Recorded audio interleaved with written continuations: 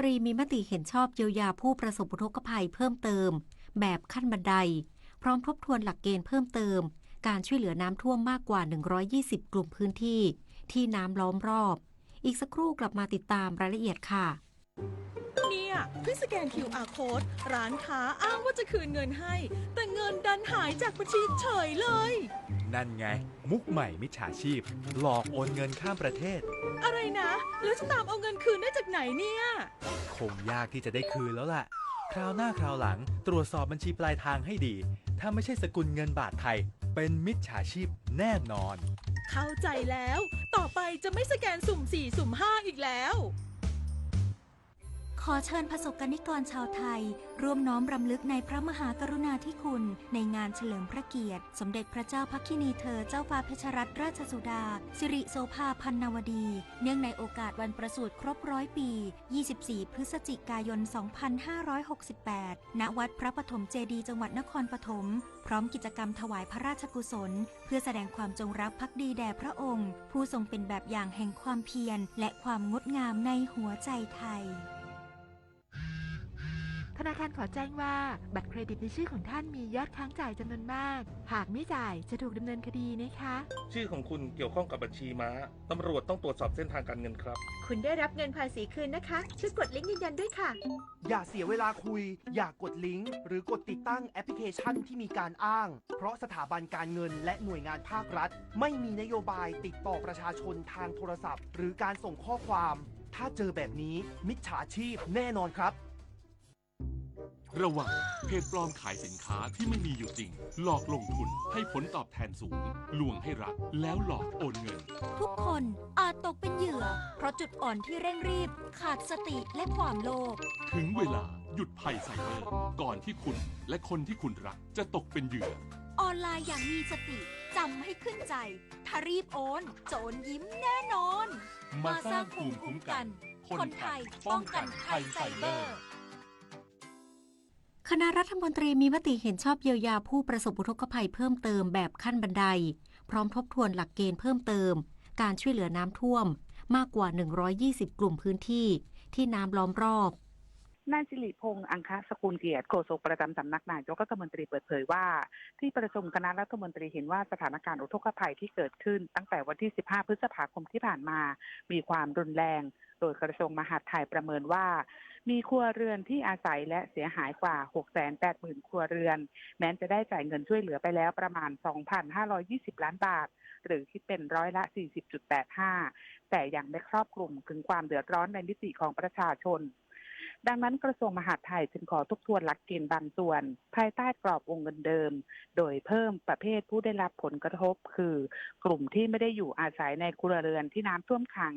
แต่อาศัยอยู่ในพื้นที่ที่มีน้ำล้อมรอบและส่งผลกระทบต่อการใช้ชีวิตเพิ่มเติมขึ้นมาสำหรับเกณฑ์เยียวยาที่กำหนดเพิ่มเติมจากเดิมที่ได้ 9,000 บาทจะเพิ่มขึ้นมาเป็นผู้ที่ถูกน้ำท่วมขังติดต่อกันตั้งแต่31ถึง60วันจะได้เพิ่มอีก 5,000 บาทสำหรับผู้ที่ถูกน้ำท่วมขังตั้งแต่61วันถึง90วันหรือ3เดือนจะได้เพิ่มอีก 5,000 บาทและผู้ที่ถูกน้ำท่วมขังตั้งแต่91ถึง120วันจะได้เพิ่มอีก 5,000 บาทและผู้ที่ถูกน้ำท่วมขังตั้งแต่121วันขึ้นไปหรือมากกว่า4เดือนจะได้เพิ่มอีก 5,000 บาทส่วนบางกรณีที่มีน้ำท่วมขังเกินกว่า4เดือนให้คณะกรรมการคิดหลักเกณฑ์เพิ่มเติมเพื่อให้เป็นการอุดหนุนครั้งเดียวกนิกาแก้วใสรายงานหน่วยงานในสังกัดกระทรวงคมนาคมระดมกำลังช่วยน้ำท่วมทั่วประเทศพร้อมรับมอบถุงยังชีพ 3,000 ถุงแจกจ่ายประชาชนในพื้นที่ประสบภัย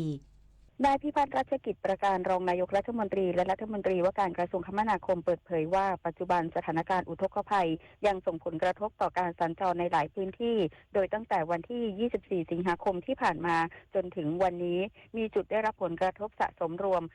367 แห่งและยังมีพื้นที่ผ่านไม่ได้ 16 แห่งจึงได้สั่งการทุกหน่วยงานลงพื้นที่ช่วยเหลือประชาชนอย่างเร่งด่วนทั้งการติดตั้งกรวยแบรีเออร์ป้ายเตือนจุดเสี่ยงน้ำท่วมตลอดจนจัดทีมเจ้าหน้าที่ลาดตระเวนเฝ้าระวังระดับน้ำตลอด 24 ชั่วโมงพร้อมใช้เครื่องจักรกลขนาดใหญ่ช่วยสูบน้ำและเปิดเส้นทางให้เร็วที่สุด โดยเฉพาะพื้นที่ที่ได้รับผลกระทบในหลายจังหวัดในช่วงนี้ซึ่งทุกจุดมีเจ้าหน้าที่กรมทางหลวงและกรมทางหลวงชนบทลงพื้นที่ช่วยเหลือด้านนางสาวมาริกาจิรพันธ์วานิชรัฐมนตรีช่วยว่าการกระทรวงคมนาคมกล่าวว่าหน่วยงานในสังกัดกระทรวงคมนาคมได้มอบถุงยังชีพจำนวน 3,000 ถุงนำไปแจกจ่ายให้ประชาชนในพื้นที่ที่เดือดร้อนโดยนำส่งชุดแรกไปยังจังหวัดสิงห์บุรีเนื่องจากได้รับผลกระทบอย่างต่อเนื่องนพศรแก้วคำรายงานสำนักงานทรัพยากรน้ำแห่งชาติหรือสทนช และหน่วยงานที่เกี่ยวข้องเฝ้าระวังฝนตกหนักถึงหนักมากในพื้นที่ภาคใต้ 8 จังหวัดตั้งแต่ระยะนี้ไปจนถึงวันที่ 23 พฤศจิกายนนี้นายไพฑูรย์เก่งการช่างรองเลขาธิการสำนักงานทรัพยากรน้ำแห่งชาติหรือสทนช.เป็นประธานการประชุมเชิงปฏิบัติการเสริมสร้างศักยภาพการบริหารจัดการทรัพยากรน้ำและการเตรียมความพร้อมรับมือสถานการณ์น้ำในพื้นที่เสี่ยงภาคใต้ปี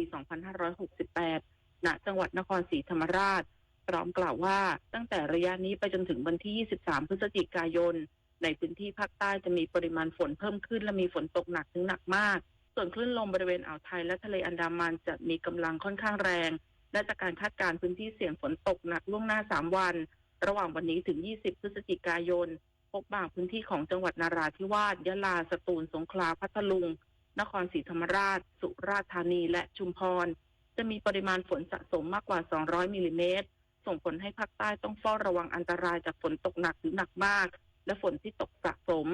อาจทำให้เกิดน้ำท่วมฉับพลันและน้ำป่าไหลหลากโดยเฉพาะพื้นที่ลาดเชิงเขาใกล้ทางน้ำไหลผ่านและพื้นที่ลุ่มไว้ด้วย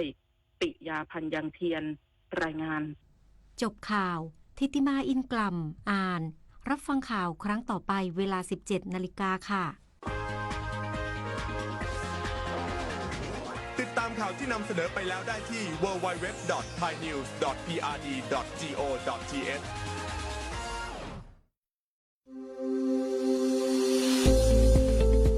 หลากหลายข้อมูลข่าวสารจากรัฐจัดเต็มข่าวเด่นในพื้นที่เมืองเหนือเวลาดี 4 โมงแรงในรายการอู้ข่าวเจ้าเหนือต่างสถานีวิทยุแห่งประเทศไทยภาคเหนือตอนบน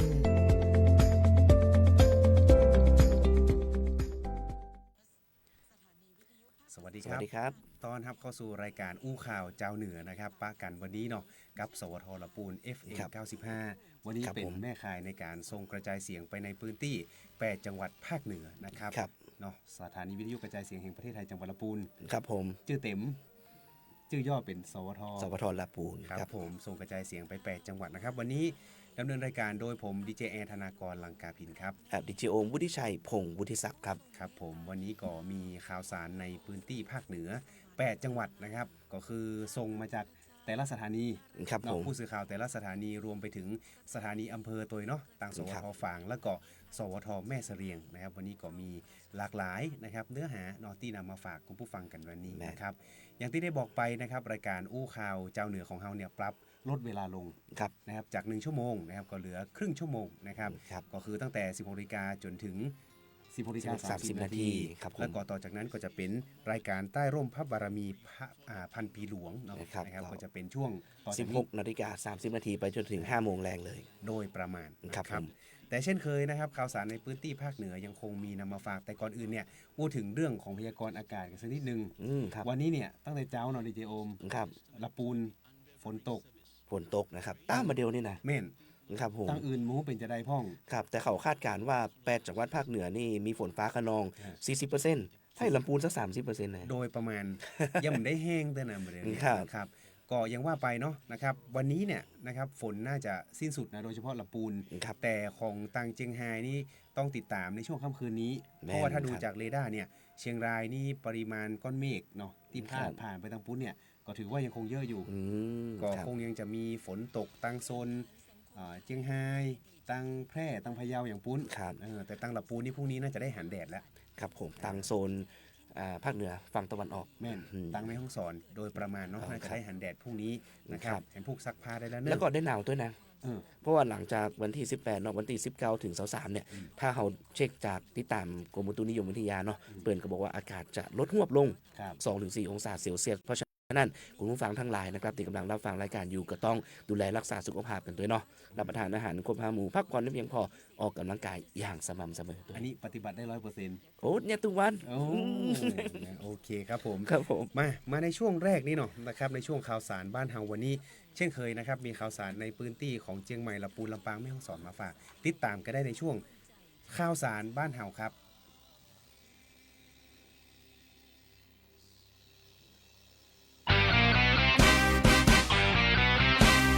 อู้ข่าวเจ้าเหนือช่วงข่าวสารบ้านเฮาเจียงใหม่ลำปูนลำปางแม่ฮ่องสอน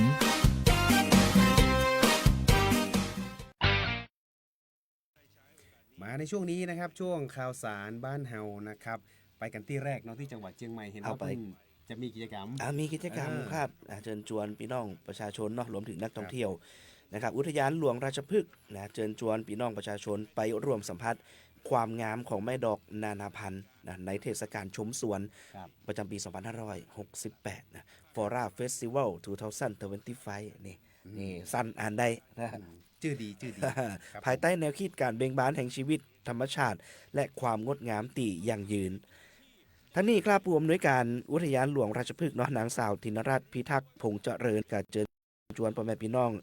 นะไปร่วมสัมผัสความงดงามของไม้ดอกนานาพันธุ์หลากสีสันนับล้านดอกเลยนะดีเจแอฟนอกนำมาจากเกษตรกรบนพื้นที่สูงเนาะเทศกาลชมสวนปี 2568 นี่นะครับก็จัดขึ้นระหว่างวันที่ 17 พฤศจิกายน 68 นี่ยาวไปจนถึงปีหน้าเลยนะคุณผู้ฟังวันที่ 28 กุมภาพันธ์ 2569 นะก็จะเปิดตั้งแต่เวลา 8 โมงเช้าไปจนถึง 6 โมงแรงเนาะ 8 นาฬิกาถึงเวลา 18 นาฬิกานะครับซึ่งไฮไลท์นะครับมันก็มีทุกเดือนเลยไฮไลท์ทุกเดือนนี่นะแต่วันนี้จะมาอู้ในเรื่องเดือนพฤศจิกายนนี่นะครับก็ไปชมสีสันแห่งพันไม้เมืองหนาวหลากหลายชนิดที่เริ่มผลิบานกันละตอนรับเทศกาลนะครับไปเช็คอินบนสกายวอล์กก็ได้นะครับมีวิวมุมสูงแบบ 360 องศาเลยแล้วก็ในช่วงวันที่ 28 พฤศจิกายนนี่ไปเพลิดเพลินกับกิจกรรม walking tour นะเดินสวนกับคนสวนเนาะแล้วก็ไปชมเดือนร่มไม้นะครับสกายวอล์กพืชทะเลทรายพืชเขตร้อนนะครับแล้วก็มีไฮไลท์ของเดือนธันวามกราคมพานะครับก็มีหลายอย่างเนาะไปติดตามกันได้ที่หน้าเพจของสวทเชียงใหม่ได้นะครับครับผมอันนี้ก็เป็นตั้งเชียงใหม่เนาะเพื่อจะมีการจัดกิจกรรมยาวไปจนถึงช่วงกุมภาพันธ์ 2568 กันเลยทีเดียวนะครับไปกันที่อำเภอฝางจังหวัดเชียงใหม่กันพ่องนะครับตังปุ้นเปิ้ลก็ได้มีการช่วยเหลือเนาะผู้ที่ประสบอุทกภัยเพราะว่าช่วงก่อนหน้านี้เนี่ยในพื้นที่ของทาง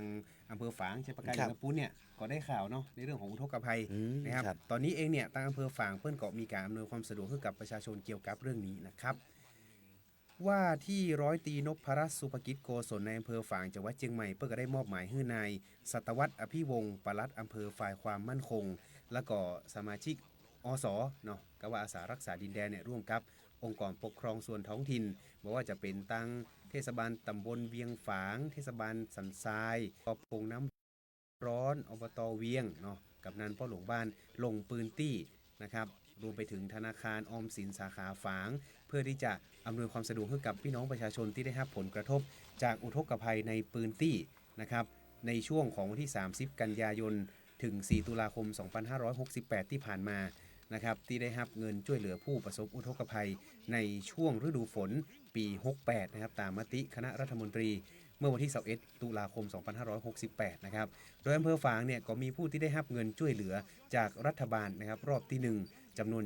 758 ครัวเรือนด้วยกันครัวเรือนละ 9,000 บาทนะครับรวมเป็นถึงหมดเนี่ยอยู่ที่ 6,822,000 บาทด้วยกันนะครับอันนี้ก็ถือว่าเป็นบรรยากาศเนาะถ้าเกิดว่าใครติดตามบนแฟนเพจ Facebook สวทลำพูน FM 95 พี่น้องประชาชนเพิ่นเกาะดีใจเนาะนะครับที่ได้รับเงินช่วยเหลือตรงนี้นะครับตามมติครม.เนาะนะครับครับผมแม้กันที่จังหวัดลำพูนครับเป็นกิจกรรมสำคัญนะครับซึ่งมีการจัดพร้อมกันทั่วโลกเลยนะดิเจแอนนั่นก็คือการจัดกิจกรรมวันโลกรำลึกถึงผู้สูญเสียจากอุบัติเหตุทางถนนครับ วันที่17พฤศจิกายนที่ผ่านมาเนาะเวลา 10:30 นาทีตีส่วนอุตสาหกรรมเครือสหพัฒน์จังหวัดลำพูนนะครับนายโยธินประสงค์ความดีรองผู้ว่าราชการจังหวัดลำพูนก็เป็นประธานเปิดกิจกรรมวันโลกรำลึกถึงผู้สูญเสียจากอุบัติเหตุทางถนนนะครับซึ่งก็มีหลายหน่วยงานที่เกี่ยวข้องเข้าร่วมนะครับหนึ่งในนั้นก็มีสวทลำพูนเข้าร่วมนะครับวันนั้นเนาะนายธนานวลปลอดก็ปภลำพูนเพิ่นก็ได้กล่าวเนาะว่าโดยคณะรัฐมนตรีเปิดได้มีมติเมื่อวันที่15 มกราคมปี 2556บุละนะครับเพื่อเห็นชอบเพื่อศูนย์อำนวยการความปลอดภัยทางถนนร่วมกับหน่วยงานทุกภาคส่วนจัดกิจกรรมวันโลกรำลึกถึงผู้สูญเสียจากอุบัติเหตุทางถนนนะครับขึ้นในวันอาทิตย์สัปดาห์ที่ 3 ของเดือนพฤศจิกายนของทุกปีนะครับซึ่งองค์การอนามัยโลกและองค์กรความร่วมมือเพื่อความปลอดภัยทางถนนแห่งสหประชาชาติได้สนับสนุนให้ประเทศต่างๆทั่วโลกจัดกิจกรรมนี้เพื่อเป็นการรำลึกถึงเหยื่อผู้สูญเสียชีวิตและครอบครัวรวมถึงผู้บาดเจ็บจากอุบัติเหตุทางถนนในช่วงเวลาที่ผ่านมาเพื่อให้พี่น้องประชาชนนั้นได้ตระหนักและป้องกันบ่ให้เกิดอุบัติเหตุทางถนนโดยเน้นนะครับคือลดความเร็วบนถนนการดื่มบอกขับขาดเข็มขัดนิรภัยสวมหมวกนิรภัยนะครับเป็นการป้องกันบ่ให้เกิดการสูญเสียของผู้ใช้รถใช้ถนนรวมถึงละอ่อนด้วยนะผู้สูงอายุแล้วก็ผู้พิการด้วยครับ DJM ครับผมอย่างว่าไปเนาะจังหวัดลำพูนเนี่ยปี68เนี่ยเพิ่นบอกว่ามีสถิติการเกิดอุบัติเหตุและก็เสียชีวิตนะครับอยู่ที่ประมาณ42คนด้วยกันก็ถือว่าอยู่ที่ประมาณ42เกือบ43คนต่อแสนประชากรครับประชากร 100,000 คนคือเอาง่ายๆแค่มี1คนก็ถือว่าเป็นความสูญเสียแล้วเพราะฉะนั้นแล้วขับขี่ต้องระมัดระวังโดยเฉพาะในช่วงฤดูหนาวแต่มีฝนตกแบบนี้ถนนลื่นนะครับระวังไว้ตัวเนอร์แม่นครับมากันที่จังหวัดลำปางกันพ่องนะครับเป็นกิจกรรมดีๆนะครับเป็นกิจกรรมงานโอท็อปนครลำปางช็อปของดีอาหารอร่อยทั่วไทยนะครับซึ่งเปิดมีการกำหนดจัดในช่วงที่17ถึง25พฤศจิกายนนี้ครับ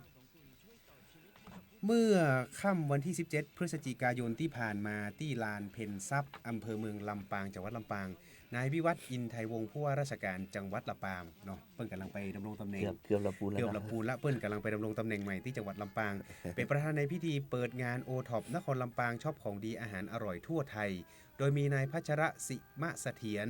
และก็ภาคส่วนที่เกี่ยวข้องนะครับรวมไปถึงพัฒนาชุมชนจังหวัดลำปางนะครับก็เข้าร่วมพิธีการเปิดงานดังกล่าวโดยการจัดงานดังกล่าวนะครับเปิ้ลบอกว่าเป็นการเพิ่มช่องทางการขายเนาะก็คือเพิ่มช่องทางทางการตลาดให้กับกลุ่มผู้ประกอบการโอท็อปนะครับซึ่งก็ถือว่าในงานเนี่ยมีตึงของฝากอาหารพื้นบ้านของกินของใจเนาะรวมไปถึงของใจของฝากจากชายแดนใต้กว่า150ร้านค้ามาร่วมจัดจำหน่ายในกิจกรรมงานดังกล่าวตัวนะครับอย่างไรก็ตามเนาะตอนนี้งานยังคงมีการจัดอย่างต่อเนื่องนะครับเปิ้ลก็เชิญชวนพี่น้องประชาชนในพื้นที่จังหวัดลำปางและก็พื้นที่ใกล้เคียงนะครับไปร่วมอุดหนุน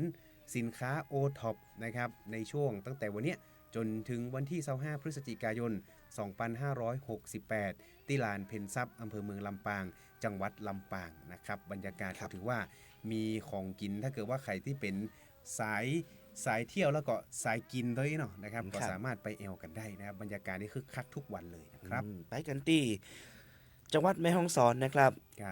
ใครที่รับฟังผ่านวิทยุแล้วก็ชมผ่าน Facebook ก็ต้องติดตามรับฟังข่าวนี้ให้ดีนะโดยเฉพาะคนแม่ฮ่องสอนนะพาณิชย์แม่ฮ่องสอนเปิดจำหน่ายไข่ไก่ราคาประหยัดวันที่18ถึง21พฤศจิกายนนี้เป็นการช่วยลดค่าครองชีพแล้วก็เป็นการระบายผลผลิตที่ล้นตลาดครับสำนักงานพาณิชย์จังหวัดแม่ฮ่องสอนจัดกิจกรรมจำหน่ายไข่ไก่ราคาถูกกว่าท้องตลาดนะบ่ต่ำกว่า7%จัดขึ้นระหว่างวันที่18ถึง21พฤศจิกายน2568นะครับเป็นการช่วยเหลือพี่น้องเกษตรกรผู้ที่เลี้ยงไข่ไก่และเป็นการบรรเทาค่าของชีพให้กับพี่น้องประชาชนนะครับหลังสถานการณ์ไข่ไก่ล้นตลาดแล้วก็ราคาหน้าฟาร์มปรับลดต่อเนื่องนะเฉลี่ยมาเดี๋ยวนี้เหลือ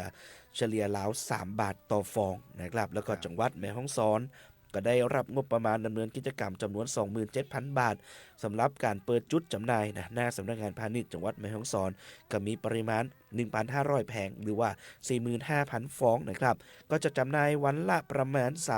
375 แผงนะเริ่มเวลา 8:30 น.เป็นต้นไปจนกว่าของจะหมดนะครับ อันนี้ก็เป็นการมุ่งมั่นเพิ่มช่องทางการจำหน่ายให้เกษตรกรโดยตรงนะครับพร้อมเป็นการเปิดโอกาสให้กับพี่น้องประชาชนได้เข้าถึงไข่ไก่สดๆใหม่ๆคุณภาพดีในราคาประหยัดและกระตุ้นการบริโภคไข่ไก่ในพื้นที่จังหวัดแม่ฮ่องสอนครับแม่นแล้วนะครับอันนี้เป็น ครับ การดำเนินการของทางสำนักงานพาณิชย์จังหวัดแม่ฮ่องสอนเนาะ ครับ อย่างว่าไปของจังหวัดลำพูนก็มีเหมือนกัน มีครับ เหมือนกันเนาะก็พี่น้องเจ้าลำพูนเนาะสามารถติดตามได้ที่เพจ Facebook สวทลำพูนตะกี้ผมเอาข่าวไปแปะไว้ในฮันแล้วเนอร์นะครับเข้าไปดูกันได้ นอกจากนี้อู้ถึงคนละครึ่งนิดนึง ครับผม คนละครึ่งเนี่ยความจริงร้านขายไข่บางร้านเพื่อก็มีเนาะคนละครึ่งวันนั้ ครั น บ เตลบรรยากาศแล้วก็โอ้ร้านนี้มีคนละครึ่ง จากปกติเนี่ยเปิ้นแบบแยกขายเป็นถุงเนาะถุงละ50 บาท ก็เลยเท่า5 บาทเนี่ย โอ้ แล้วก็แว่วๆว่าอย่างก็เฟส2นี่เนาะ เฟสสองครับ เฟส2นะครับวันนี้ก็เห็นว่ามีการอู้ถึงในที่ประชุมครม.เดี๋ยวถ้ามีรายละเอียดเพิ่มเติมใดๆจะได้มาบอกกล่าวกันเห็นกำเนอร์ ครับ แต่ตอนนี้เขาไปที่อำเภอแม่เสรียงต่างโซนใต้ของจังหวัดแม่ฮ่องสอนกันพ่องนะครับทางด้านอำเภอแม่เสรียงเนี่ยเพิ่งก็ได้มีการเปิดการแข่งขันกีฬา3 หมอกเกม ครับผม เป็นชื่อแบบเมืองเนาะ ครับ นะครับซึ่งเพิ่งจัดขึ้นเป็นครั้งที่8นะครับประจำปี 2568 ในพื้นที่ของอำเภอแม่เสรียงครับ ที่โรงเรียนแม่เสรียงบริพัตรศึกษานะครับนายองค์อาจวงประยูนรัฐมนตรีช่วยว่าการกระทรวงศึกษาธิการเปิดก็ได้เดินทางไปเป็นประธานการเปิดกิจกรรมดังกล่าว3 หมอกเกม ครั้งที่ 8 ประจำปี 2568 นะครับโดยนายสุภวิทย์ดิจเจริญผู้อำนวยการสำนักงานเขตพื้นที่การศึกษามัธยมศึกษาแม่ฮ่องสอนก็ได้นำทัพนักกีฬาพร้อมด้วยบุคลากรทางการศึกษาเข้าร่วมการแข่งขัน เพื่อให้นักเรียนเนี่ยได้แสดงออกถึงความมีน้ำใจในนักกีฬาเนาะนะครับ ครับ เพราะว่ากีฬาเนี่ยนอกเหนือจากการส่งเสริมในเรื่องของสุขภาพแล้วเนี่ยก็เป็นการสานสัมพันธ์ที่ดี แล้วก็ฮื้อละอ่อน แล้วก็บุคลากรเนี่ยห่างไกลจากอบายมุขยาเสพติดต่างๆ ซึ่งการจัดการแข่งขันในครั้งนี้ก็มีนักเรียนเนี่ยเข้าร่วมพร้อมกัน 15 โรงเรียนตัวกันเนอในเขตพื้นที่สพทสพมเนาะนะครับของแม่ฮ่องสอน ทั้งนี้ในการจัดการแข่งขันกีฬากรีฑาในครั้งนี้เนี่ยก็แบ่งการแข่งขันออกเป็น 11 ประเภทด้วยกันว่าจะเป็นฟุตซอลฟุตบอลวอลเลย์บอลชายหาดเนาะมีเซปักตะกร้อเปตองเทเบิลเทนนิสแล้วก็มีกีฬาแบดมินตันมีอีสปอร์ตด้วยนะดีเจโอม เขาถ่านี่ ยุคปัจจุบันนี้มีอีสปอร์ตเนาะเพราะว่าก็ถือว่าเป็นสากลละ แม่น มีการ ครั จั บ ดชิงแชมป์แบบใหญ่ๆเลย ถือว่าเป็นกีฬาละ แม่นการแข่งขันในครั้งนี้เนาะจัดขึ้นจนถึงพุ่นเนอะวันที่20 พฤศจิกายนเนาะนะครับรายละเอียดเพิ่มเติมเป็นยังไงก็ติดตามที่หน้าเพจ Facebook สวทแม่เสรียงกันละกันนะครับ ครับ ช่วงนี้พักกันสักครู่หนึ่งนะครับเดี๋ยวช่วงหน้ายังคงมีข่าวสารในพื้นที่จังหวัดเชียงรายพะเยาแพร่น่านมาฝากครับพักกันสักกำหนึ่งครับ ทุกวันนี้ใครๆก็ใช้ไลน์แต่จะดีกว่าไหมถ้ารู้ข้อมูลข่าวสารแจ้งเตือนภัยผ่านแอปไลน์ได้ด้วย Line Alert การแจ้งเตือนภัยพิบัติร้ายแรง เพื่อให้เราได้เกาะติดสถานการณ์ภัยธรรมชาติ ไม่ว่าจะเป็นพายุไฟไหม้น้ำท่วม หรือแผ่นดินไหวได้อย่างทั่วถึงและทันเวลาทำอะไรได้บ้างนะหรอ อัปเดตระดับภัยได้ถึง 5 ระดับ เช็คพื้นที่เสี่ยง แถมรวมเบอร์ติดต่อฉุกเฉินโรงพยาบาลใกล้เคียง และวิธีการป้องกันตัวเองในสถานการณ์ต่างๆ ให้ด้วย สามารถใช้งานได้ง่ายๆ เพียงค้นหา Line Alert แล้วกดเพิ่มเพื่อน แค่นี้เอง รู้ภัย เข้าใจ รับมือได้ด้วยความปรารถนาดีจากสำนักงานประชาสัมพันธ์ที่ 3 กรมประชาสัมพันธ์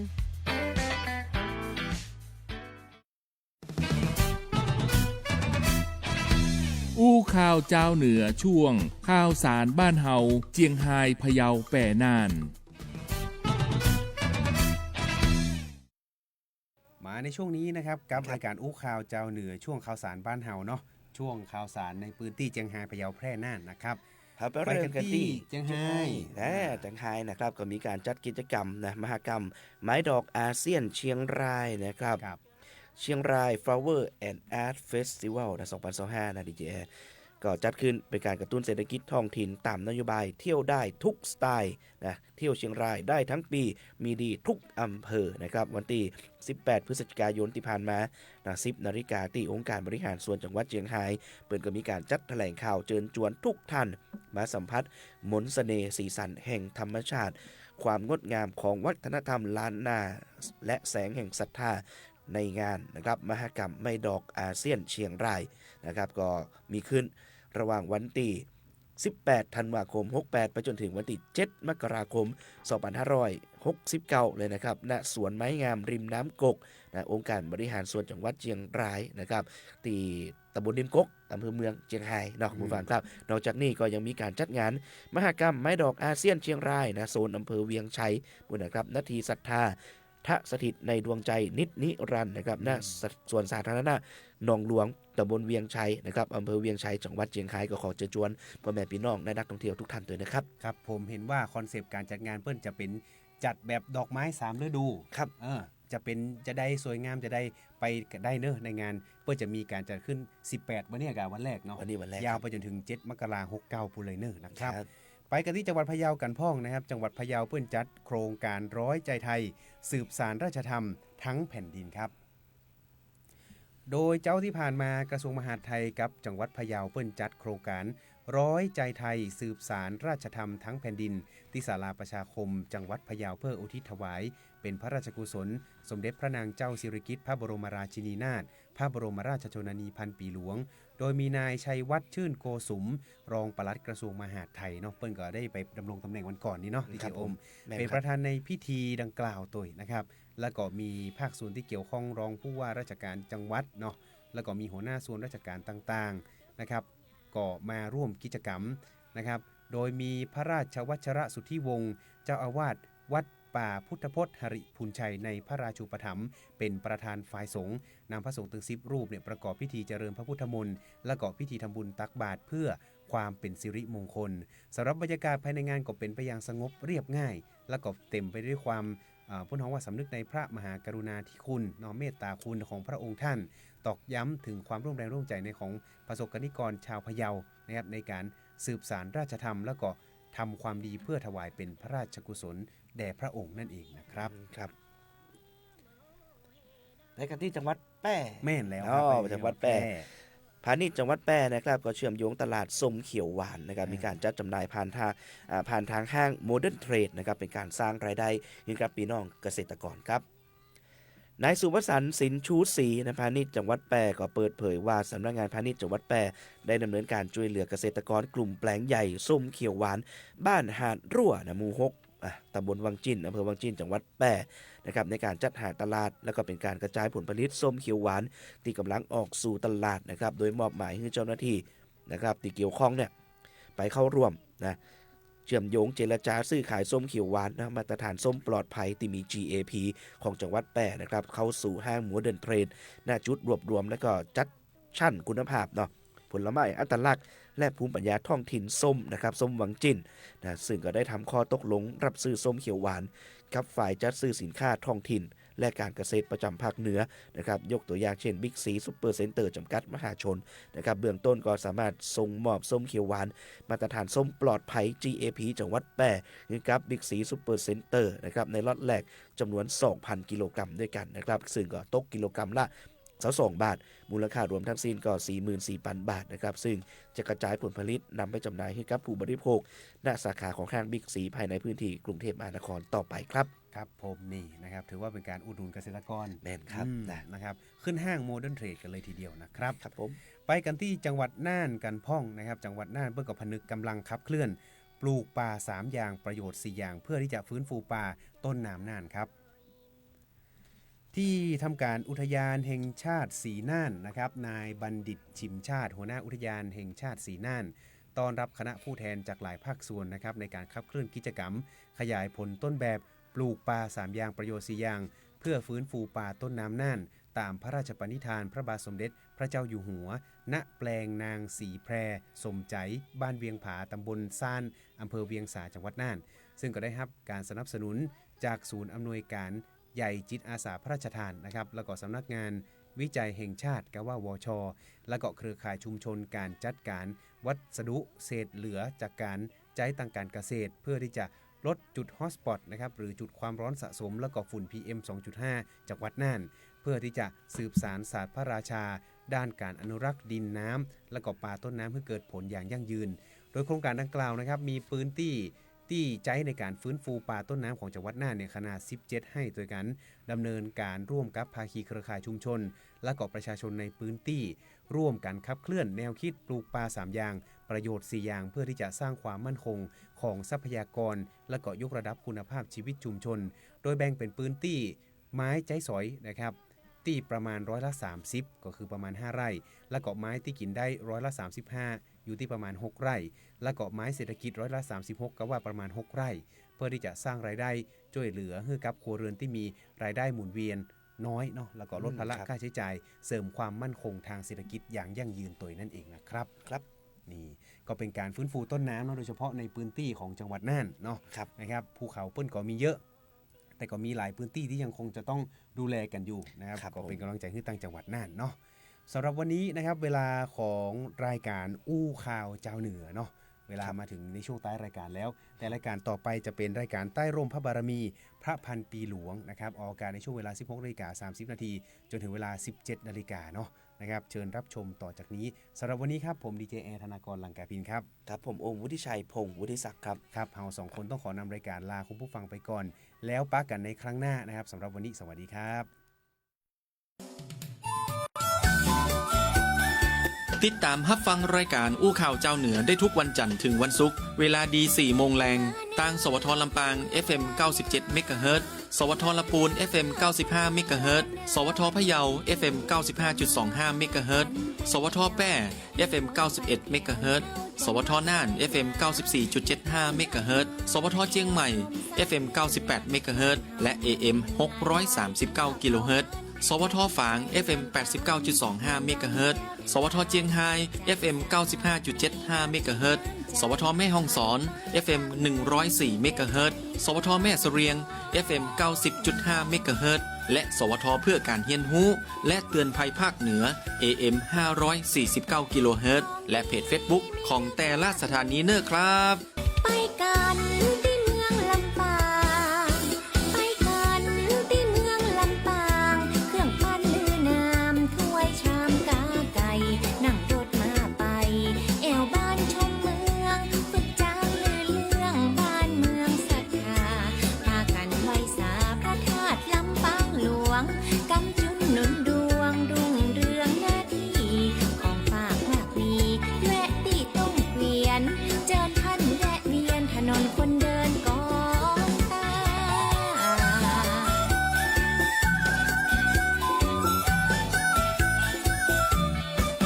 ไปแอวที่เมืองละปูนไปแอวที่เมืองละปูนเมืองแห่งนักบุญครูบาศรี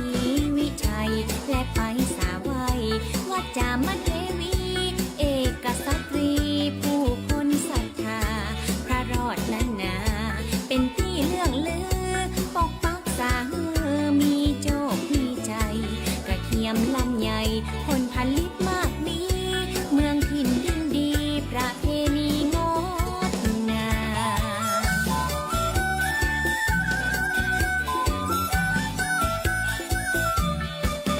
กล่าวมาตั้งมดตั้งมวลกล่าวมาตั้งมดตั้งมวลเป็นเพียงบางส่วนนำมาบอกเล่าท้องถิ่นบ้านเฮาสัปปะมากมีอู้ถึงของดีมากมีนักแลเจิญจวนพ่อแม่พี่น้องเอาอาคือท่านได้มาปากันไปแอว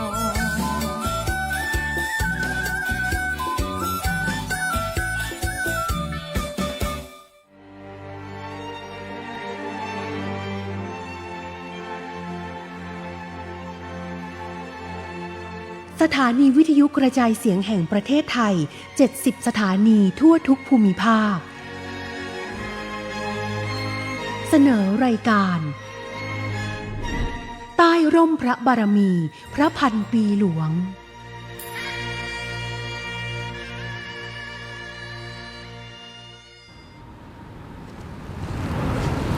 สวัสดีค่ะขอนำทุกท่านนะคะเข้าสู่รายการใต้ร่มพระบารมีพระพันปีหลวงค่ะเป็นประจำนะคะทุกวันจันทร์ถึงวันศุกร์ในช่วงเวลา 16:30 นาทีไปจนถึง 17 นาฬิกาทางสถานีวิทยุกระจายเสียงแห่งประเทศไทยทุกเครือข่ายของกรมประชาสัมพันธ์วันนี้พบกับดิฉันจรัสพรคมพยัคฆ์ค่ะ พาทุกท่านนะคะมาที่จังหวัดอุบลราชธานีค่ะซึ่งเป็นอีกหนึ่งจังหวัดนะคะที่พระบาทสมเด็จพระบรมชนกาธิเบศรมหาภูมิพลอดุลยเดชมหาราชบรมนาถบพิตรและสมเด็จพระนางเจ้าสิริกิติ์พระบรมราชินีนาถพระบรมราชชนนีพันปีหลวงนะคะเคยเสด็จพระราชดำเนินเยือนจังหวัดอุบลราชธานีถึง 11 ครั้งด้วยกันค่ะแน่นอนว่ามีเรื่องราวแล้วก็ประวัติศาสตร์ที่ยาวนานนะคะแล้วก็ยังคงตราตรึงหัวใจนะคะของชาวจังหวัดอุบลราชธานีมาจนถึงทุกวันนี้คุณผู้ชมคุณผู้ฟังคะมีอีกหนึ่งสิ่งค่ะที่คนรุ่นใหม่ยังได้เห็นภาพเรื่องราวประวัติศาสตร์เหล่านั้นอยู่นะคะนั่นคือภาพเก่าเล่าเรื่องวันนี้ดิฉันขอเสนอเรื่องนุ่งสิ้นของชาวอุบลให้คนอุบลเขาดูไปติดตามสารคดีชุดนี้กันค่ะขอนำทุกท่านเข้าสู่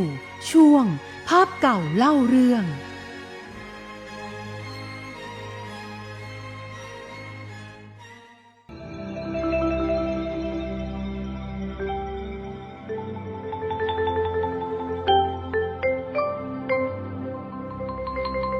ย้อนกลับไปเมื่อวันที่ 28 เมษายน พุทธศักราช 2493 เนื่องในโอกาสพระราชพิธีราชาภิเษกสมรสของพระบาทสมเด็จพระบรมชนกาธิเบศรมหาภูมิพลอดุลยเดชมหาราชบรมนาถบพิตรและสมเด็จพระนางเจ้าสิริกิติ์พระบรมราชินีนาถพระบรมราชชนนีพันปีหลวงชาวจังหวัดอุบลราชธานีได้ทูลเกล้าทูลกระหม่อมถวายผ้ายกไหมเงินลายดอกพิกุลสีเม็ดมะปรางเชิงรูปนกยูงรำแพนสีขาวนวลผ้าพื้นดังกล่าวทอที่บ้านของหมื่นวิชิตอักษรโดยนางสงวนศักดิ์คูณผลเป็นผู้ทอร่วมกับช่างทออีกหลายคนหลังจากนั้น5 ปีต่อมาในปีพุทธศักราช 2498 ทั้งสองพระองค์ได้เสด็จพระราชดำเนินไปทรงเยี่ยมราษฎรในภูมิภาคต่างๆตามคำกราบบังคมทูลเชิญเสด็จพระราชดำเนินทอดพระเนตรกิจการบ้านเมืองและเยี่ยมราษฎรทุกภูมิภาคของประเทศอย่างเป็นทางการโดยเริ่มที่ภาคกลางและตามด้วยแดนอีสานระหว่างวันที่2 ถึง 20 พฤศจิกายน 2498 เป็นเวลา 19 วันการเสด็จพระราชดำเนินครั้งนั้นเป็นครั้งแรกในประวัติศาสตร์ที่พระมหากษัตริย์ผู้ทรงเป็นพระประมุขพร้อมด้วยสมเด็จพระนางเจ้าสิริกิติ์พระบรมราชินีเมื่อครั้งยังดำรงพระอิสริยยศในขณะนั้นได้เสด็จมาเยือนแดนอีสานดินแดนที่แห้งแล้งและกันดารที่สุดของประเทศชาวอีสานที่ได้มาเฝ้ารับเสด็จมีความประทับใจเป็นอันมากการเสด็จพระราชดำเนินจังหวัดอุบลราชธานีครั้งที่ 1เกิดขึ้นระหว่างวันที่ 16 ถึง 19 พฤศจิกายน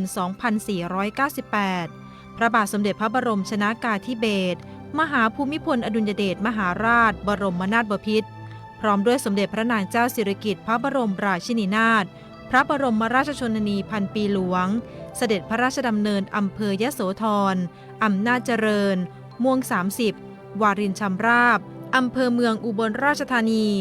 โอกาสนี้สมเด็จพระนางเจ้าสิริกิติ์พระบรมราชินีนาถพระบรมราชชนนีพันปีหลวงทรงพระภูษาสิ้นยกไหมเงินลายดอกพิกุลที่ชาวอุบลราชธานีทูลเกล้าทูลกระหม่อมถวายในครั้งนั้นและทรงมีรับสั่งแก่ผู้มาเฝ้ารับเสด็จว่า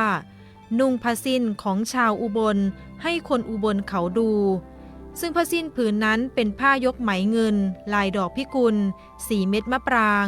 เชิงรูปนกยูงลำแพนสีขาวนวลซึ่งชาวจังหวัดอุบลราชธานีได้ทูลเกล้าทูลกระหม่อมถวายเมื่อวันที่ 28 เมษายน พุทธศักราช 2493 นับว่าเป็นเรื่องราวสุดประทับใจอีกหนึ่งเรื่องราวที่ชาวจังหวัดอุบลราชธานียังคงตราตรึงมาจนถึงทุกวันนี้ภาพเก่าเล่าเรื่องที่ประทับใจในภาพประวัติศาสตร์ในครั้งนั้นอีกหนึ่งเรื่องคือภายหลังจากให้ราษฎรได้เฝ้าชมพระบารมีอย่างทั่วถึงแล้วในวันที่ 17 พฤศจิกายน พุทธศักราช 2498 พระบาทสมเด็จพระบรมชนกาธิเบศรมหาภูมิพลอดุลยเดชมหาราชบรมนาถบพิตรสมเด็จพระนางเจ้าสิริกิติ์พระบรมราชินีนาถพระบรมราชชนนีพันปีหลวงเสด็จพระราชดำเนินโดยรถยนต์พระที่นั่งไปยังแก่งสะพืออำเภอพิบูลมังสาหารซึ่งอยู่ห่างจากจังหวัดอุบลราชธานีออกไปประมาณ 43 กิโลเมตรมีราษฎรท้องถิ่นและชาวยวนอพยพได้มารอเฝ้าชมพระบารมีเป็นจำนวนมากทั้งสองพระองค์เสด็จพระราชดำเนินไปที่ริมน้ำ ทอดพระเนตรสายน้ำที่ไหลรินและทรงฉายพระรูปไว้พร้อมกันนี้ยังได้พระราชทานนามพระปรมาภิไธยบนแผ่นศิลาเพื่อเป็นเครื่องล้ำลึกในการเสด็จพระราชดำเนินมายังแก่งสะพือการเสด็จที่แก่งสะพือเป็นที่พอพระราชหฤทัยมากจนวันรุ่งขึ้นในวันที่ 18 พฤศจิกายน พุทธศักราช 2498 หลังจากเสด็จพระราชดำเนินขึ้นเครื่องบินสำรวจภูมิประเทศจังหวัดอุบลราชธานีแล้วเวลา 11 นาฬิกาทรงขับรถยนต์พระที่นั่งด้วยพระองค์เองเสด็จพระราชดำเนินไปยังแก่งสะพืออีกครั้งสมเด็จพระนางเจ้าสิริกิติ์พระบรมราชินีนาถพระบรมราชชนนีพันปีหลวงทรงพอพระราชหฤทัยถอดฉลองพระบาทลุยน้ำทรงฉายพระรูปอันงดงามของแก่งสะพือและหมู่บ้านแล้วเสด็จพระราชดำเนินทักทายชาวบ้านที่นั่งตกปลาริมแก่งเมื่อชาวบ้านถวายปลาหมูที่ตกได้ก็พระราชทานเงินจำนวนหนึ่งเป็นค่าปลานั้นครั้นข่าวกระจายไปว่าทั้งสองพระองค์เสด็จพระราชดำเนินมายังแก่งสะพืออีกราษฎรต่างพากันมาเฝ้าพระบารมีเป็นจำนวนมากภายหลังจากเสด็จพระราชดำเนินกลับกรุงเทพมหานครแล้วยังได้เสด็จพระราชดำเนินกลับมาเยี่ยมราษฎรจังหวัดอุบลราชธานีอีก10 ครั้งและมีพระราชดำริให้มีโครงการพัฒนาแหล่งน้ำและที่ทำกินของราษฎรในพื้นที่ภาคอีสานและพื้นที่จังหวัดอุบลราชธานีมีจำนวนทั้งสิ้น 1,157 โครงการสำหรับแก่งสะพือเป็นแก่งหินที่สวยงามในแม่น้ำมูลปัจจุบันเป็นสถานที่ท่องเที่ยวอีกหนึ่งแห่งของจังหวัดอุบลราชธานีและเทศบาลเมืองพิบูลมังสาหารได้จัดนิทรรศการเฉลิมพระเกียรติเรื่องราวประวัติศาสตร์ผ่านภาพถ่ายพระราชกรณียกิจณแก่งสะพือดินแดนแห่งความทรงจำเพื่อน้อมรำลึกถึงพระมหากรุณาธิคุณและย้อนรำลึกถึงเหตุการณ์สำคัญในประวัติศาสตร์เมื่อ 70 ปีก่อนในโอกาสที่พระบาทสมเด็จพระบรมชนกาธิเบศรมหาภูมิพลอดุลยเดชมหาราชบรมนาถบพิตรสมเด็จพระนางเจ้าสิริกิติ์พระบรมราชินีนาถพระบรมราชชนนีพันปีหลวงเสด็จพระราชดำเนินเยี่ยมประสบนิกรชาวอุบลราชธานีโดยเปิดให้เข้าชมนิทรรศการระหว่างวันที่ 17 ถึง 23 พฤศจิกายน 2568 เวลา 8:30 นาทีถึง 16:30 นาทีณ ลานพระปรมาภิไธยแก่งสะพืออำเภอพิบูลมังสาหารจังหวัดอุบลราชธานี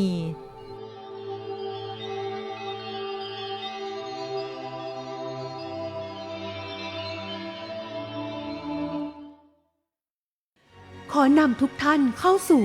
ช่วงตามรอยพระเมตตา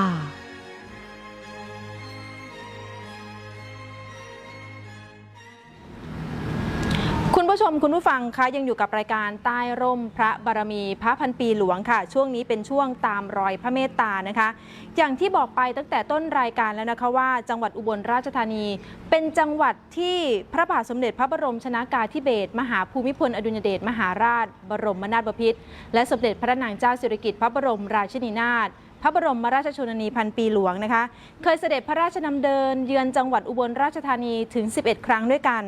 วันนี้จะพาทุกท่านนะคะไปย้อนวันวานค่ะกับสารคดีตอนตามรอยเสด็จติดตามรับชมรับฟังกันค่ะสารคดีใต้ร่มพระบารมีพระพันปีหลวงจากการที่พระบาทสมเด็จพระเจ้าอยู่หัวรัชกาลที่ 9 สมเด็จพระนางเจ้าสิริกิติ์พระบรมราชินีนาถพระบรมราชชนนีพันปีหลวงเสด็จพระราชดำเนินเยี่ยมราษฎรชาวจังหวัดอุบลราชธานีหลายครั้งเห็นถึงพระราชจริยวัตรและน้ำพระราชฤทัยที่ทรงเปี่ยมด้วยความเมตตาความห่วงใยต่อประสบกนิกรความไม่ถือพระองค์นำมาซึ่งความประทับใจความปราบปลื้มปิติยินดีความรักและเทิดทูนเหนือเกล้าเหนือกระหม่อมประชาชนทุกหมู่เหล่าได้มารอเฝ้าทูลละอองธุลีพระบาทรับเสด็จอย่างพร้อมเพรียงกันอย่างเช่นเมื่อวันที่ 16-19 พฤศจิกายน พ.ศ. 2498ทั้งสองพระองค์เสด็จพระราชดำเนินเยี่ยมราษฎรจังหวัดอุบลราชธานีผ่านพื้นที่หลายอำเภอทั้งอำเภอยโสธรจังหวัดยโสธรในปัจจุบันอำเภออำนาจเจริญจังหวัดอำนาจเจริญในปัจจุบันอำเภอม่วง30อำเภอพิบูลมังสาหารและอำเภอเมืองอุบลราชธานีเหตุการณ์ในครั้งนั้นมีผู้ที่เกี่ยวข้องได้เล่าความประทับใจให้ฟังดังนี้นายสุวิทย์คุณผลอายุ75 ปีข้าราชการบำนาญชาวอำเภอเมืองอุบลราชธานีผู้เชิญธงประจำกองลูกเสือ ได้เล่าถึงการเฝ้าทูลละอองธุลีพระบาทรับเสด็จเมื่อวันที่ 17 พฤศจิกายน พ.ศ. 2498 ว่าตอนนั้นอายุ 16 ปีได้มีโอกาสมารอเฝ้าทูลละอองธุลีพระบาทรับเสด็จที่หน้าศาลากลางจังหวัดอุบลราชธานีในนามกองลูกเสือโรงเรียนเบญจมมหาราชและเป็นผู้เชิญธงประจำกองลูกเสือได้ถวายความเคารพอย่างใกล้ชิดขณะที่พระบาทสมเด็จพระเจ้าอยู่หัวรัชกาลที่ 9 สมเด็จพระนางเจ้าสิริกิติ์พระบรมราชินีนาถพระบรมราชชนนีพันปีหลวงเสด็จพระราชดำเนินจากวัดสุปัตตนารามวรวิหารมายังศาลากลางจังหวัดได้มีเหล่าข้าราชการและประสบกนิกรมารอเฝ้าทูลละอองธุลีพระบาทรับเสด็จเป็นจำนวนมากที่จำได้มีนางอรพินชัยการสมาชิกสภาผู้แทนราษฎรจังหวัดอุบลราชธานีซึ่งทำหน้าที่แปลภาษาท้องถิ่นกราบบังคมทูลเป็นภาษากลางโดยมีนายเกียรติธนกุลผู้ว่าราชการจังหวัดอุบลราชธานีเฝ้าทูลละอองธุลีพระบาทรอรับเสด็จด้วยนายประดับก้อนแก้วอายุ 86 ปีอดีตผู้อำนวยการโรงเรียนอุบลวิทยาคมชาวอำเภอเมืองอุบลราชธานีหัวหน้าช่างผู้สร้างซุ้มประตูเพื่อรับเสด็จในวันที่ 17 พฤศจิกายน พ.ศ. 2498 ได้เล่าถึงความปลาบปลื้มใจในการทำงานครั้งนี้ว่าเมื่อปี พ.ศ. 2498 ขณะนั้นเป็นข้าราชการครูหนุ่มอายุ 24-25 ปี มีความรู้ด้านช่างและศิลปะได้รับมอบหมายให้เป็นหัวหน้าช่างเพื่อสร้างซุ้มประตูขนาดใหญ่บริเวณสี่แยกกิโลศูนย์ถนนชยางกูลเพื่อเทิดพระเกียรติและแสดงความจงรักภักดีโดยใช้วัสดุไม้ไผ่และตกแต่งด้วยความประณีตสวยงามด้วยความร่วมมือจากทุกฝ่ายและทุ่มเทกำลังกายกำลังใจในการก่อสร้างโดยใช้เวลาประมาณ 30 วันจึงแล้วเสร็จคณะทำงานและผู้เกี่ยวข้องในการสร้างซุ้มประตูครั้งนี้รู้สึกปลาบปลื้มและสำนึกในพระมหากรุณาธิคุณอย่างหาที่สุดมิได้นับเป็นครั้งแรกในชีวิตที่ได้มีโอกาสรับใช้พระองค์ท่านและเฝ้าทูลละอองธุลีพระบาทรับเสด็จอย่างใกล้ชิดหลังจากนั้นพระบาทสมเด็จพระเจ้าอยู่หัวรัชกาลที่ 9 สมเด็จพระนางเจ้าสิริกิติ์พระบรมราชินีนาถพระบรมราชชนนีพันปีหลวงได้เสด็จพระราชดำเนินทอดพระเนตรแก่งสะพือทั้งสองพระองค์ได้เสด็จพระราชดำเนินไปยังพระพลาที่ประทับริมฝั่งแม่น้ำมูลทั้งสองพระองค์ได้ทรงลงพระปรมาภิไธยและนามาภิไธยและเสด็จพระราชดำเนินเยี่ยมประสบกนิกรชาวอำเภอพิบูลมังสาหารจังหวัดอุบลราชธานีการเสด็จเยือนของสมเด็จพระนางเจ้าสิริกิติ์พระบรมราชินีนาถพระบรมราชชนนีพันปีหลวงในอุบลราชธานีถือเป็นการแสดงพระราชฤทัยที่ทรงห่วงใยประชาชนอย่างใกล้ชิดไม่ใช่เพียงแค่เยี่ยมแต่ทรงทราบถึงปัญหาวิถีชีวิตและทรงมีพระดำริที่จะช่วยพัฒนาให้ยั่งยืนการเสด็จมาจึงเป็นภาพที่ชาวบ้านจดจำและกลายเป็นแรงผลักดันให้เกิดโครงการต่างๆในพื้นที่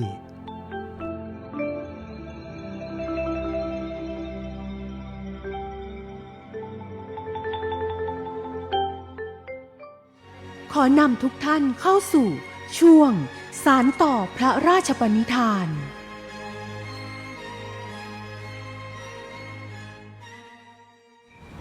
เดินทางมาจะถึงช่วงที่ 3 ของรายการแล้วนะคะกับช่วงสานต่อพระราชปณิธานค่ะช่วงนี้นะคะหลายหน่วยงานค่ะได้มีการจัดพิธีลงนามถวายความอาลัยพร้อมจัดแสดงนิทรรศการน้อมสำนึกในพระมหากรุณาธิคุณสมเด็จพระนางเจ้าสิริกิติ์พระบรมราชินีนาถพระบรมราชชนนีพันปีหลวงซึ่งบริเวณที่ดิฉันอยู่นี้นะคะก็คือศาลาจตุรมุขภายในบริเวณทุ่งศรีเมืองอำเภอเมืองจังหวัดอุบลราชธานีค่ะโดยเปิดให้พี่น้องประชาชนนะคะได้ร่วมลงนามถวายความอาลัยแล้วก็ชมนิทรรศการนะคะไปจนถึงวันที่ 25 พฤศจิกายนนี้ค่ะ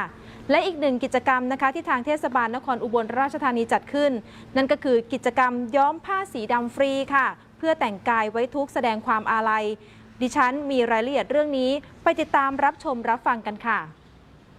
กิจกรรมย้อมผ้าสีดำฟรีเพื่อแต่งกายไว้ทุกข์แสดงความอาลัยและสำนึกในพระมหากรุณาธิคุณสมเด็จพระนางเจ้าสิริกิติ์พระบรมราชินีนาถพระบรมราชชนนีพันปีหลวง เป็นกิจกรรมที่เทศบาลนครอุบลราชธานีร่วมกับศูนย์ส่งเสริมการเรียนรู้อำเภอเมืองอุบลราชธานีจัดขึ้นเพื่อบริการประชาชนในการนำเสื้อผ้าสีต่างๆมาย้อมเป็นสีดำฟรีที่บริเวณหน้าสำนักงานเทศบาลนครอุบลราชธานีเป็นการลดภาระค่าใช้จ่ายของประชาชนในการแต่งกายไว้ทุกข์เพื่อแสดงความไว้อาลัยสมเด็จพระนางเจ้าสิริกิติ์พระบรมราชินีนาถพระบรมราชชนนีพันปีหลวงนางสาวพิทยาชัยสงครามนายกเทศมนตรีนครอุบลราชธานีบอกว่านอกจากกิจกรรมย้อมผ้าสีดำฟรีเพื่อแต่งกายไว้ทุกข์แล้วเทศบาลนครอุบลราชธานียังได้สอนการทำริบบิ้นสีดำติดเสื้อเพื่อแสดงความไว้อาลัยสมเด็จพระนางเจ้าสิริกิติ์พระบรมราชินีนาถพระบรมราชชนนีพันปีหลวงด้วยทางรัฐบาลประกาศว่าอยู่ในช่วงไว้อาลัยพระองค์ท่านนะคะอาจจะยาวไปถึง1 ปีนะคะก็วันนี้ก็เลยมีโครงการดีๆค่ะร่วมกับศูนย์ส่งเสริมการเรียนรู้อำเภอเมืองบนนะคะร่วมกับเทศบาลนครอุบลราชธานีของเรานะคะในการเอาเสื้อให้พี่น้องประชาชนนะคะเอาเสื้อสีต่างๆมาย้อมเป็นสีดำหรือใครที่มีเสื้อสีดำอยู่แล้วนะคะเอามาย้อมจากใหม่ขึ้นจากเสื้อที่หมองๆนะคะก็จะสามารถใส่ได้อีกนะคะก็ลดภาระค่าใช้จ่ายนะคะหลายๆเรื่องที่เราจะต้องใส่กันนะคะและนอกจากพี่น้องประชาชนเอาผ้ามาย้อมดำแล้วนะคะยังมีกิจกรรมที่ทำโบทำริบบิ้นนะคะบางคนที่มีเสื้อสีอื่นๆก็สามารถเพราะบางทีอาจจะต้องมีการทำงานทำอะไรก็สามารถติดแต่ริบบิ้นนี้ก็ได้อันนี้ก็ฟรีเหมือนกันก็สามารถมาทำแล้วก็เอาไปไว้ใช้ติดได้ทุกวันเลยนะคะขณะที่ประชาชนชาวจังหวัดอุบลราชธานีต่างน้อมสำนึกในพระมหากรุณาธิคุณอันหาที่สุดมิได้ที่สมเด็จพระนางเจ้าสิริกิติ์พระบรมราชินีนาถพระบรมราชชนนีพันปีหลวงทรงมีต่อประสบนิกรชาวไทยสำหรับพระมหากรุณาธิคุณของท่านนะคะเรารับทราบตั้งแต่สมัยที่เรายังเป็นเด็กนะคะว่าท่านได้มีพระมหากรุณาธิคุณใดๆต่อประเทศชาติแก่เรานะคะนี่เราเห็นมาตั้งแต่เราเป็นเด็กแล้วนะคะฉะนั้นความรู้สึกของเรามันล้นเปี่ยมล้นด้วยพระมหากรุณาธิคุณของท่านอยู่แล้วค่ะก็เลยได้มีการได้เข้าร่วมในโครงการนี้ด้วยค่ะค่ะดิฉันนางสาวศิริยาบุพศิริค่ะวันนี้ได้นำผ้าสีนะคะเพื่อมาย้อมเป็นสีดำเพื่อไว้อะไรแก่สมเด็จพระนางเจ้าหรือว่าพระพันปีค่ะเพราะว่าท่านทรงงานไว้เยอะมากเพื่อเป็นการแสดงความไว้อะไรค่ะการแต่งกายไว้ทุกข์ด้วยชุดสีดำหรือโทนสีสุภาพไว้ทุกข์หรือแม้แต่การติดริบบิ้นสีดำของปวงชนชาวไทยอย่างพร้อมเพรียงทั่วประเทศนั้นเป็นการแสดงออกถึงความอาลัยความจงรักภักดีและน้อมสำนึกในพระมหากรุณาธิคุณที่มีต่อสมเด็จพระนางเจ้าสิริกิติ์พระบรมราชินีนาถพระบรมราชชนนีพันปีหลวงคุณผู้ชมคุณผู้ฟังคะเดินทางมาจนถึงช่วงท้ายของรายการใต้ร่มพระบารมีพระพันปีหลวงแล้วค่ะทุกท่านนะคะก็สามารถติดตามรายการได้นะคะทุกวันจันทร์ไปจนถึงวันศุกร์ในช่วงเวลา 16:30 นาทีไปจนถึง 17:00 น.ทางสถานีวิทยุกระจายเสียงแห่งประเทศไทยทุกเครือข่ายของกรมประชาสัมพันธ์ค่ะวันนี้ดิฉันนะคะขอทิ้งท้ายด้วยบทเพลงรำถวายอาลัยแม่พันปีหลวงโดยป.ฉลาดน้อยส่งเสริมศิลปินแห่งชาติสาขาศิลปะการแสดงหมอลำประจำปี 2548 ซึ่งท่านนะคะก็เป็นชาวจังหวัดอุบลราชธานีเป็นผู้เชี่ยวชาญด้านหมอลำทั้งในฐานะนักร้องนักแต่งกลอนลำแล้วก็ผู้ประดิษฐ์ทำนองหมอลำที่เป็นเอกลักษณ์ของจังหวัดอุบลราชธานีสำหรับวันนี้ขอบคุณสำหรับการรับชมรับฟังทุกช่องทางนะคะไปแล้วค่ะสวัสดีค่ะ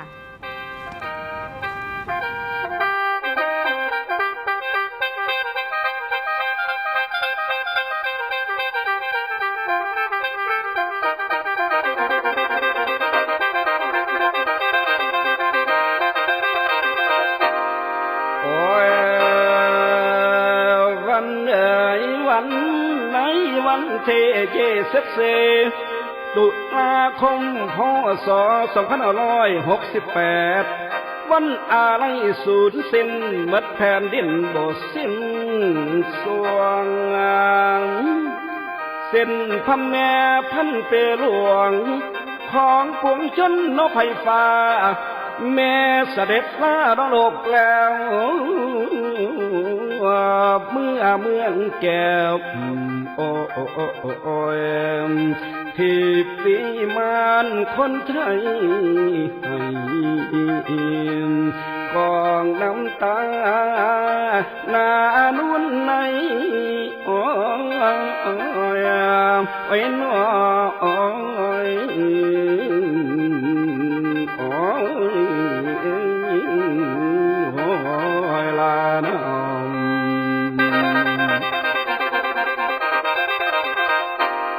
เหลืองบัดนี้พอได้ฟังข่าวแจ้งแถลงการออกมา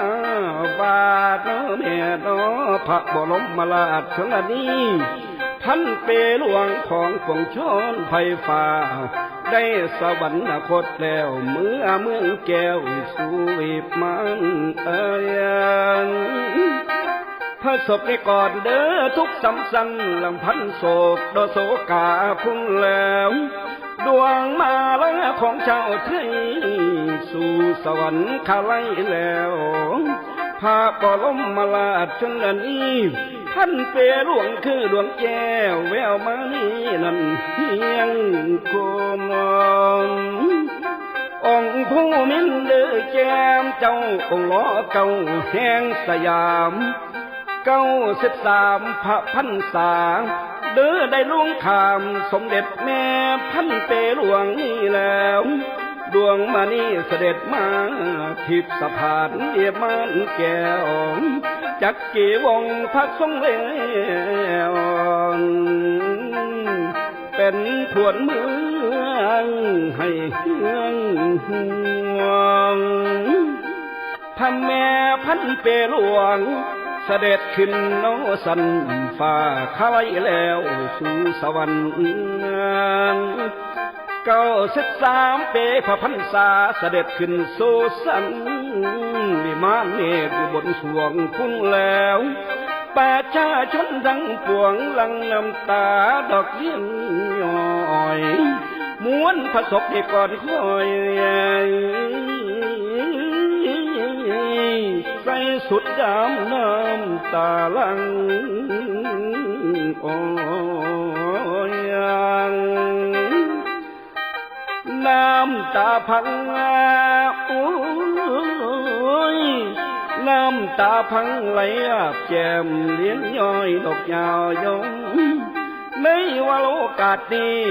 ข้าพระพุทธเจ้าผู้ข้าปอฉลาดน้อยแห่งชาติศิลปินนี้แล้วน้อมล้ำลึกสำนึกในพระมหากรุณาธิคุณแม่ผู้บุญเด้อใบกวงได้เกิดมาในลมฉัดทองขอเป็นข้าร้องนั้นพระบาทพระกรุณาที่คุณอล้นคนที่ห้องไต่ฟ้าละอองชาวจังหวัดอุบลราชธานีนั่นพี่น้องขอเป็นร่องพระบาทเมืองพระไต่ฟ้าละอองศีราชวงศ์จักรีพระสยามพระนามเขาองค์ในหลวงรัชกาลล้อเก่าเหนือหัวเฮาพระไตรฟ้าพอเสด็จลงมารับเอาพระแม่พันเปหลวงเสด็จขึ้นเดินสันฟ้าข้าไล่คุณอยู่สวรรค์แสนลำพันแสนอะไรเป็น